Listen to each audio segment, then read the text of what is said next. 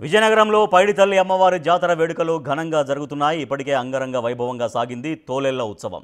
ఇవాళ మధ్యాహ్నం 3:30 సిరిమానోత్సవం ప్రారంభం కానుంది. ఇప్పటికే పూజారి బంటుపల్లి వెంకట్రావు ఇంటి వద్ద సిరిమాను సిద్ధంగా ఉంది. అమ్మవారి చదురు గుడి నుంచి కోటకి 3 రౌండ్లు తిరగనుంది సిరిమాను.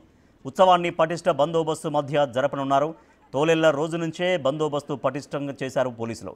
గతంలో కంటే పోలీసు ఆంక్షలు ఎక్కువగా విధించారు. అమ్మవారి దర్శనానికి తెల్లవారుజాము నుంచే ఘటాలతో భక్తులు పోటెత్తారు.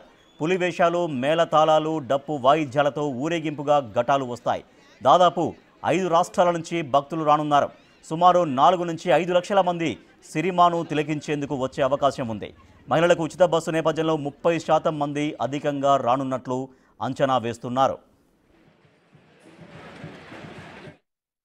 ప్రతి సంవత్సరం సిరిమానోత్సవం చాలా గ్రాండ్ గా సెలబ్రేట్ చేస్తారు. కానీ ఈ ఉత్సవంలో మెయిన్ అట్రాక్షన్ గా ఉండే సిరిమాను ఊరేగింపుకు ఓ స్పెషాలిటీ ఉందని తెలుసా? ఈ ఊరేగింపులో కనిపించే సిరిమానును నేరుగా పైడిమాంబ అమ్మవారి ఎంపిక చేసుకుంటారు. ఈ ఉత్సవం జరగటానికి నెల రోజుల ముందు పూజారి కలలో అమ్మవారు కనిపించి ఆ చెట్టు ఉన్న ప్రాంతాన్ని చెప్తారనేది ఓ నమ్మకం. ఈ ఏడు గంట్యాడ మండలంలోని కొండతామరపల్లి నుంచి కలప తీసుకుని రండి. ఇలా పైడిమాంబ అమ్మవారు పూజారికి కలలో కనిపించి చెప్పిన తర్వాత పూజారి ఆ ప్రాంతానికి వెళ్లి ఆ చింతమానును తీసుకొస్తారు. ఆ చింతమానును హుకుంపేటకు తీసుకొచ్చి వడ్రంగులు సిరిమానుగా మారుస్తారు. ఈ సిరిమాను పైన కూర్చుని భక్తులను ఆశీర్వదిస్తారు పూజారి.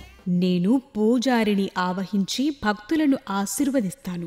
ఇలా 7 తరాలుగా పైడిమాంబ అమ్మవారి విగ్రహాన్ని పెదచెరువు నుంచి బయటకు తీసిన పతివాడ వంశీయుల కలలుకొచ్చి ఓ ప్రాంతంలో ఉన్న చింత చెట్టును చూపిస్తున్నారు పైడిమాంబ. ఆ చింతమాని ఆ తరువాత సిరిమానుగా మారుతుంది. ఈ సిరిమాను చివరన కూర్చుని పూజారి అందరినీ ఆశీర్వదిస్తారు.